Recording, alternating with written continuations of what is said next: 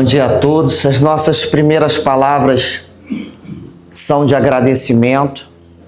Agradecimento a Deus, né? E a Jesus por nos permitir esse momento tão importante, né? Que é de encontro, um momento de encontro aos nossos corações. Agradecemos ao Centro Espírita Abigail, na figura dos seus dirigentes, encarnados, dos mentores da casa, por acolherem, né, essa divulgação, nos oferecendo, dando a oportunidade desse espaço. Agradecemos aqui os corações presentes que vieram nos prestigiar. Agradecemos muito. Assim também como aos mentores e guias que nos deram a oportunidade de junto organizarmos esse tema. Então, é um tema que a gente se questiona, né? Por que esse tema falando sobre estudo? Porque é justamente pelo estudo que estamos aqui hoje reunidos. É justamente o estudo que nos dá a oportunidade da convivência com os espíritos mais elevados, porque esses espíritos só se aproximam de nós em virtude desse objetivo que é estudar. É o estudo que nos liberta, né, de trevas da ignorância, né, e que nos permite crescer espiritualmente.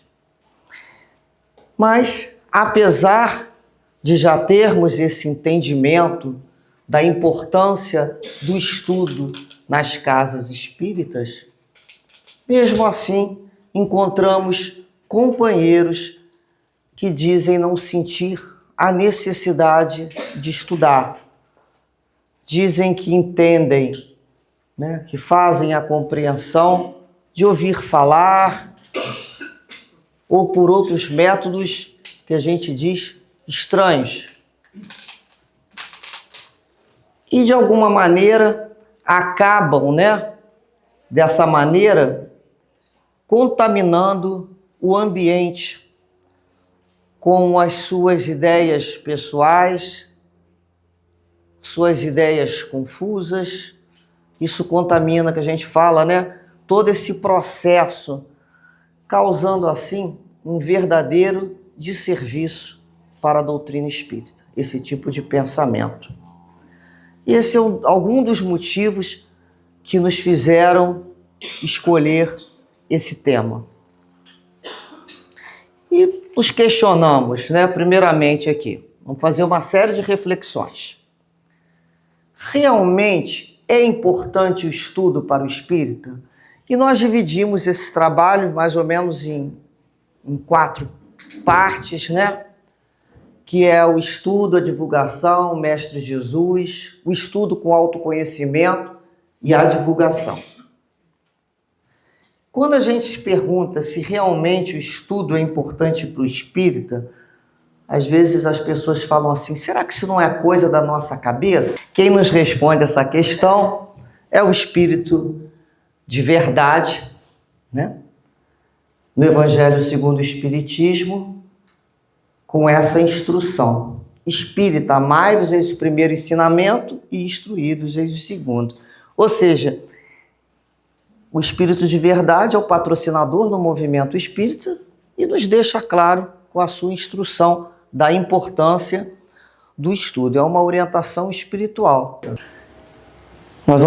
Kardec valorizava, né, o estudo, ele que era esse professor, né, ele é um estudioso por excelência. Ele valorizava tanto que ele abordou esse tema logo na introdução do Livro dos Espíritos, olha só.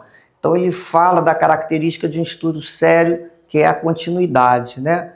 Então ele fala de método para o desenvolvimento das ideias, ele fala muito sobre a perseverança. Então sim, ele valorizava. Kardec valorizava tanto o estudo que nos deixou um banquete, né, que a gente pode falar, um banquete de estudo. Ele nos deixou aqui o Pentateuco, 5 livros, né? As 5 obras fundamentais: o Livro dos Espíritos, o Livro dos Médiuns, o Evangelho, o Céu e o Inferno, a Gênese. Então, realmente, ele valorizava muito. Podemos estudar, mesmo descansando sábado e domingo, um trecho de um livro desse por dia. E são as obras fundamentais. Essa é a base da doutrina espírita. Essa é a matéria principal que tem que estar bem sedimentada nos nossos raciocínios.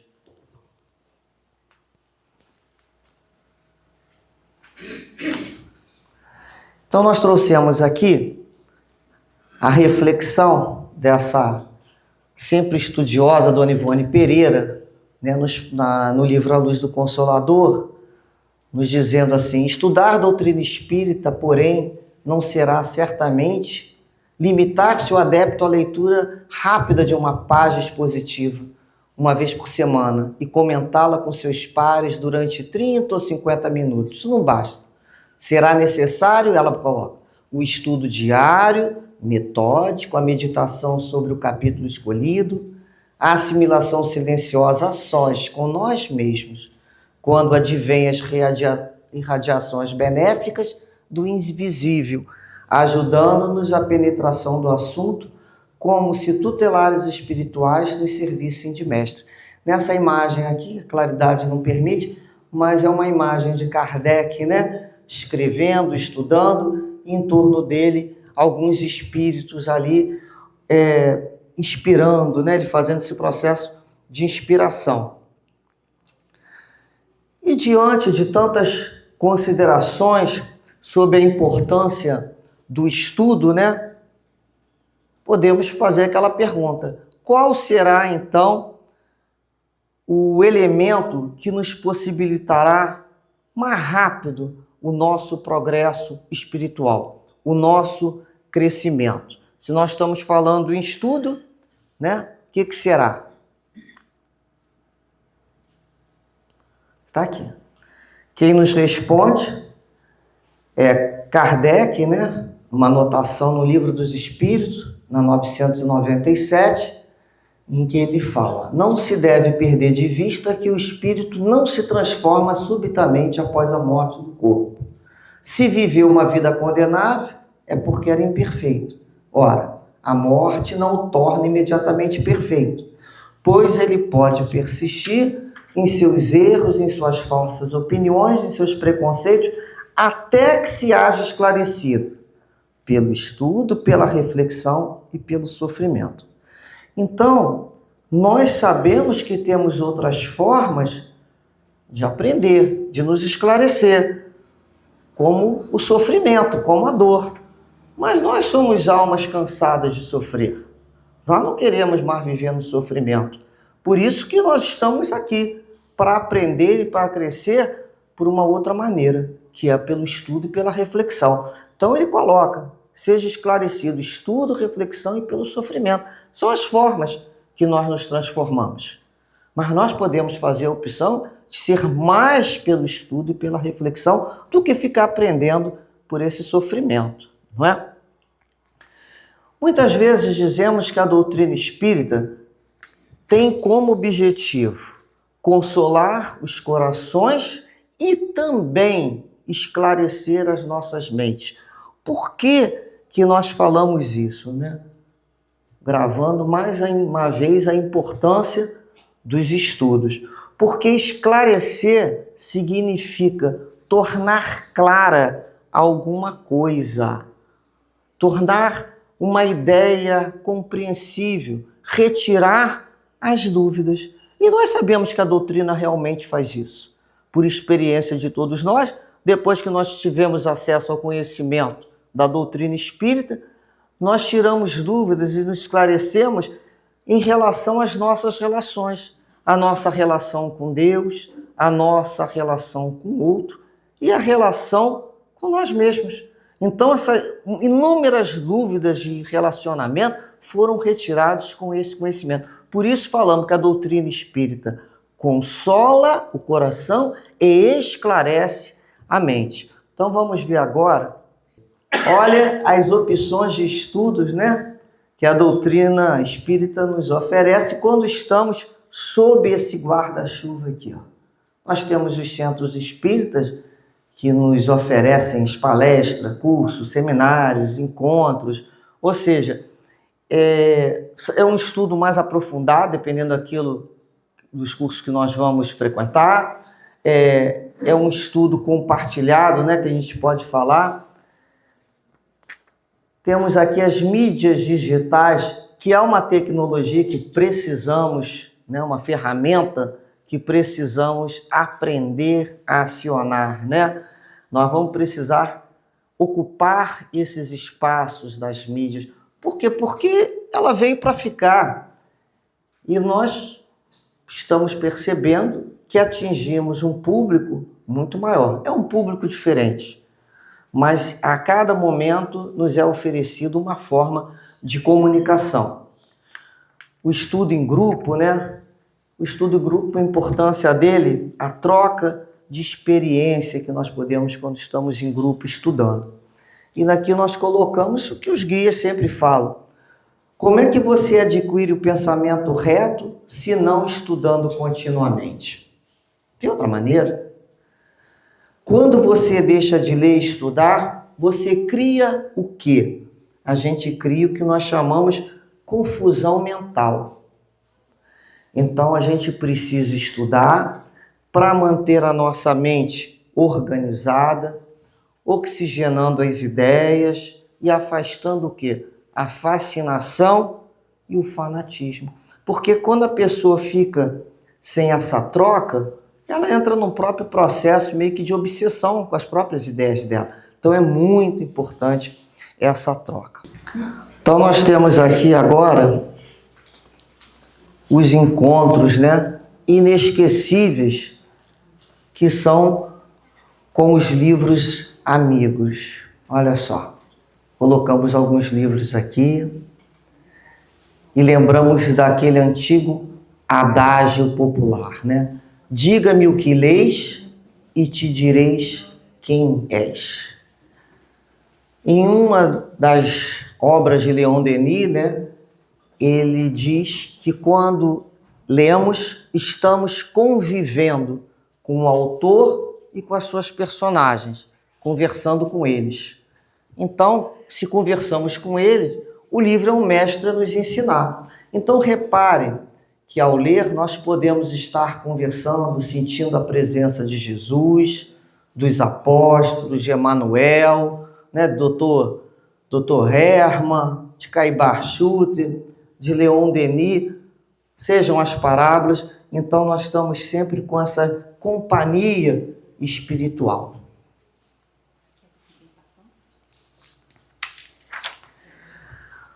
Como se obtém o estudo, né? Uma outra questão. Como é que se obtém o estudo? O estudo, ele se obtém pela leitura, pelas pesquisas e pelas reflexões, né?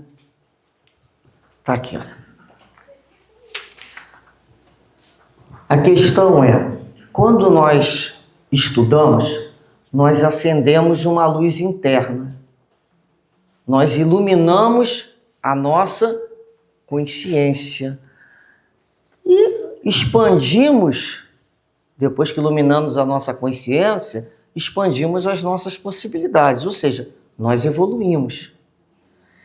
E a questão é essa, o que nós fazemos depois que acendemos essa luz? Jesus deixou claro ali no Evangelho de Lucas, né? Ninguém que acende uma luz a coloca debaixo da cama.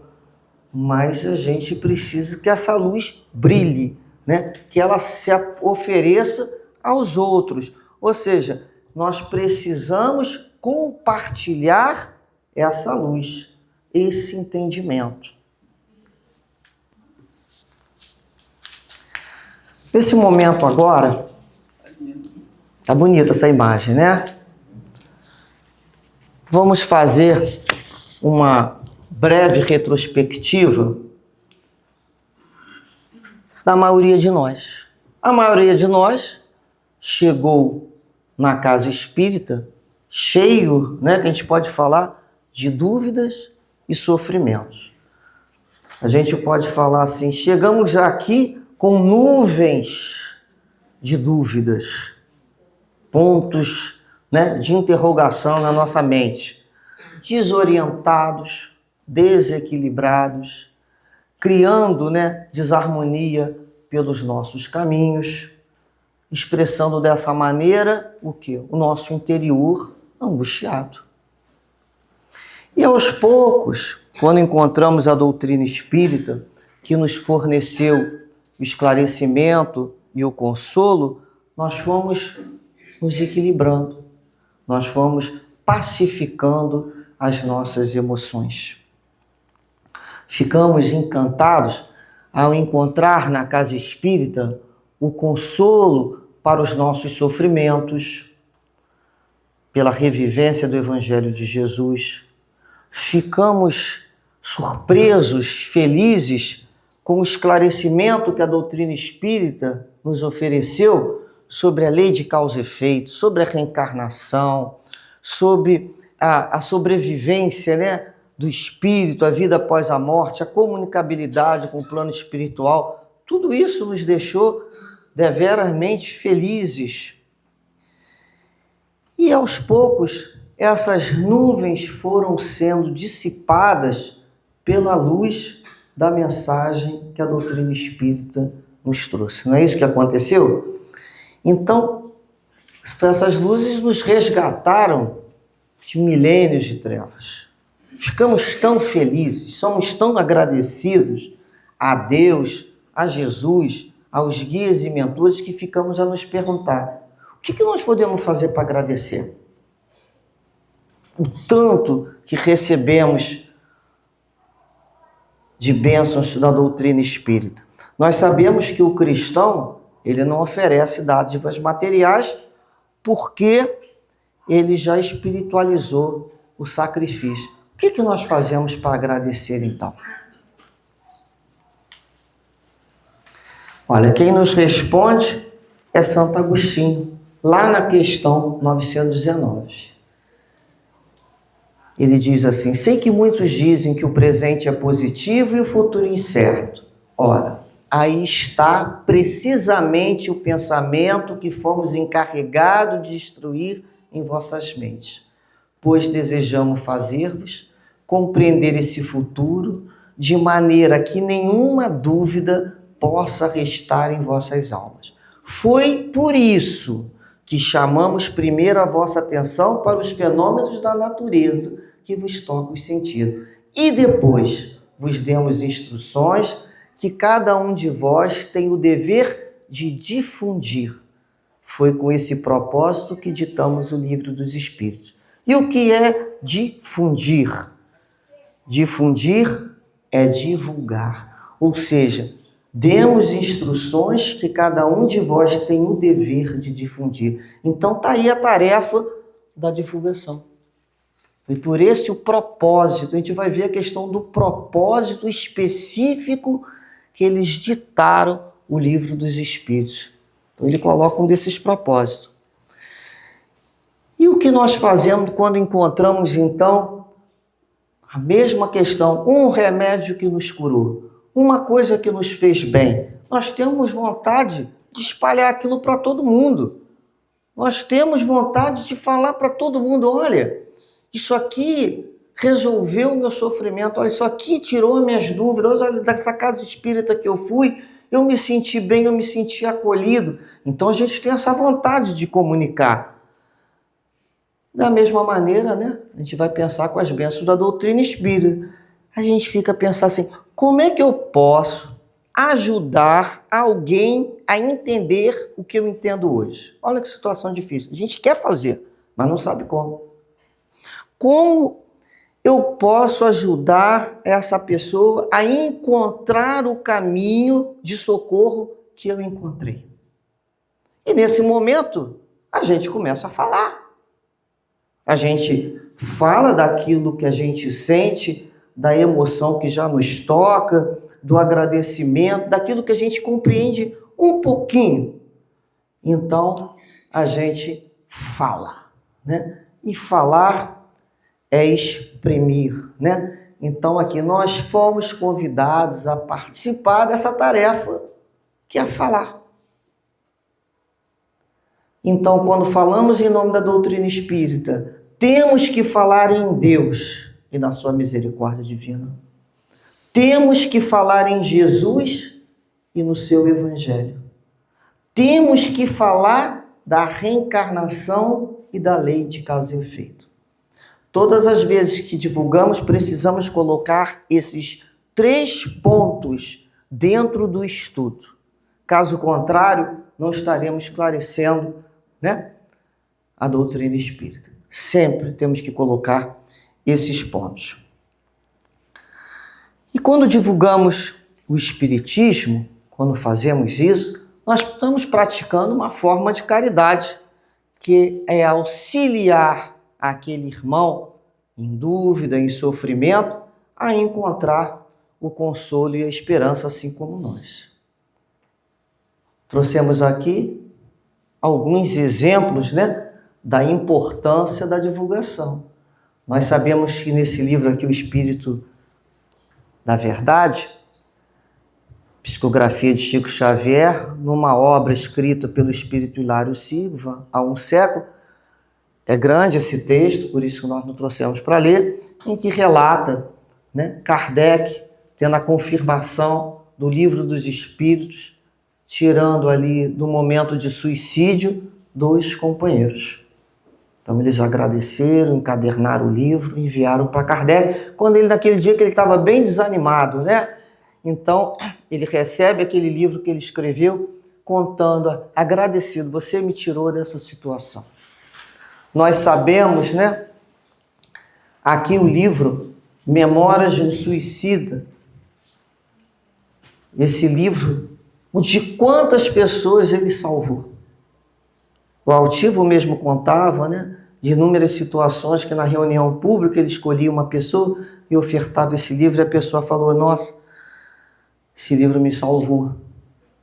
Esse livro aqui, Detalhes de Vida, da dona Idalinda Aguiar, nós trouxemos até aqui um físico para a gente olhar, conta inúmeras histórias que se passa, ela relatando dentro do presídio das pessoas que tiveram contato com a doutrina espírita. A gente lembra sempre de uma dessas histórias, o Cangaceiro do Norte, um preso, que ele falou, nossa, se não fosse o espiritismo.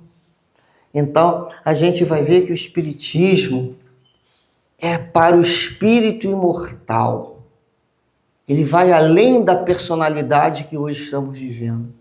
Ele vai muito além. Então, ele vai atender o preso que está se resignando ali com uma pena longa, porque ele passa a entender a brevidade da vida terrena e a vida futura. Quando ele faz essa compreensão, é a compreensão que todos nós, quando estamos vivendo um sofrimento, entender que o presente é breve, é passageiro. Por mais que a gente ache que demora, não demora. Nosso objetivo é com Jesus, a promessa que ele nos fez da vida futura.